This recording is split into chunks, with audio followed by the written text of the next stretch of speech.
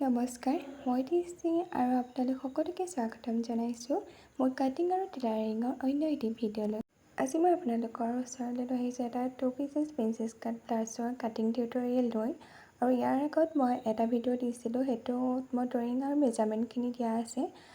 যদি আপোনালোকে নতুন হয় মোৰ চেনেলটো, তেতিয়াহ'লে এটা কাম কৰিব, সেই ভিডিঅ'টো চাই ল'ব, তেতিয়া বুজি পাব ভালকৈ। মই কমেণ্ট বক্স বা ডেছক্ৰিপশ্যনত লিংকটো দি থ'ম। আৰু তেতিয়াহ'লে আজি ভিডিঅ'টো ষ্টাৰ্ট কৰোঁ ব'লক। আৰু প্ৰথমে আমি যেনেকৈ নৰ্মেল এটা ব্লাউজ কাটিং কৰোঁ, তেনেকৈ ছাইডৰ চুককেইটা আমি কাটি ল'ম।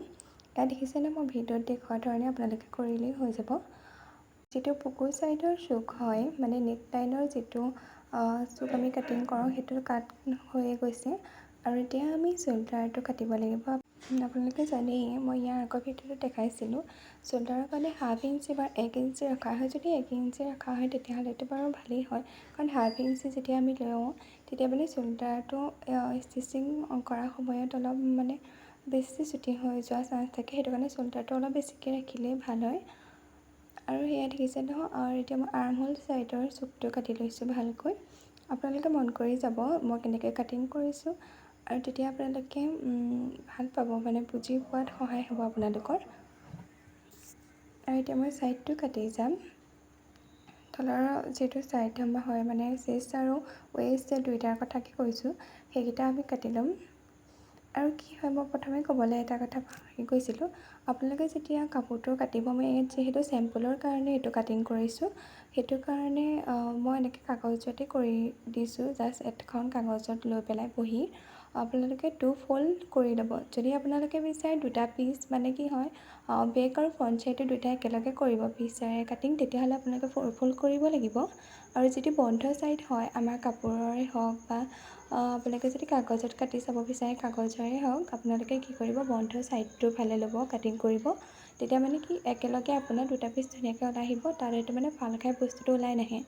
যিহেতু মই এটা পিচেই ইয়াত কাটি দেখাইছোঁ, সেইটো কাৰণে ফ্ৰণ্ট ছাইডৰ কাৰণে 2টা পিচেই ওলাইছে। কিন্তু যদি আমি 2 ফ'ল্ড কৰিলোঁ হয়, তেতিয়া কি হয়, আমাৰ মানে পিচ 4টা ওলালেহেঁতেন। আৰু তাৰ বাবে মোক ক্ষমা কৰি দিব, মই যিহেতু পাহৰি গৈছিলোঁ সেইটো কথা ক'বলৈ। ভিডিঅ'খিনি আৰম্ভণিতে মই ক'ব লাগিছিলে কথাকেইটা, তাৰ বাবে সঁচাকৈ যেন মোক ক্ষমা বা মাফ কৰি দিয়ে। আৰু ইয়াত দেখিছে নহয়, প্ৰায়ে আমাৰ কমপ্লিট হৈ গ'ল কাটিং টিউটৰিয়েলটো।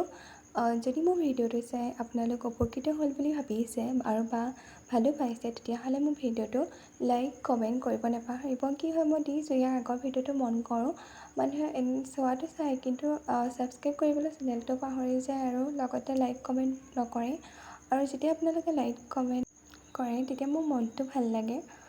আৰু যিটো আমি তলৰ ছাইডে যে লৈছিলোঁ ন 1.5 ইঞ্চি, সেই 1.5 ইঞ্চিটো আপোনালোকে কি কৰিব, যেতিয়া কাটিং কৰিব ন, কটাৰ পাছতে আপোনালোকে সেই দুইটা ছাইডে, এটা ছাইডে 1 ইঞ্চি আৰু এটা ছাইডে 1/2 ইঞ্চিটো, যিটো মই 1.5 ইঞ্চি তলৰ ফালে লৈছিলোঁ, সেইটো আপুনি তেওঁলোকে কাটিং কৰি দিব।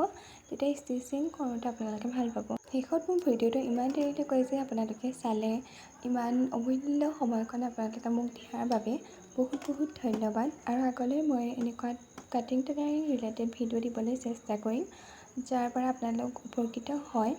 যিসকলে মোৰ চেনেলটোত প্ৰথমবাৰৰ বাবে আহিছে, তেওঁলোকক কৈছোঁ বিশেষকৈ।